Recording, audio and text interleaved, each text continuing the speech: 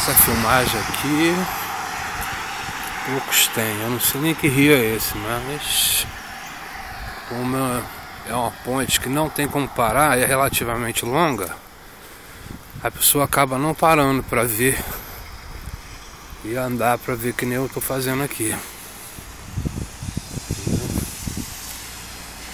Olha, são rochas.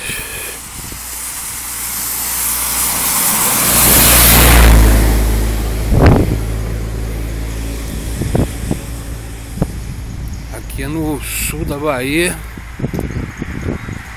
a mais ou menos uns 650 quilômetros de Vitória.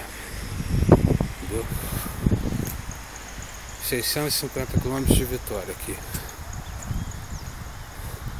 Essa região é muito úmida. Chove muito, pelo menos essa época, mês de setembro.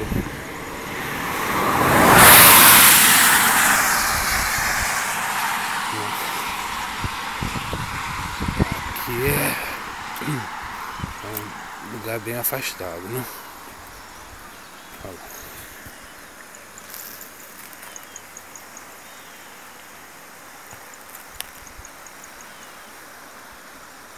Lá no fundo casas simples, molecada ali jogando bola, não sei se dá pra ver. E mais, só falta minha chave cair lá dentro do rio aí que fica bonito mesmo. E pedras, né? Muita rocha. Chega a tremer a ponte.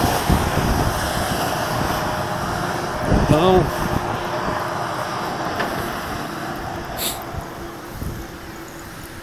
do lado de cá a mesma coisa.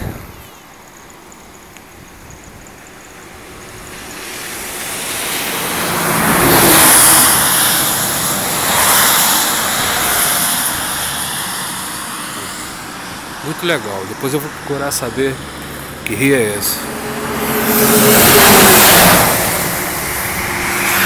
Tá vendo a ponte? Vou cair.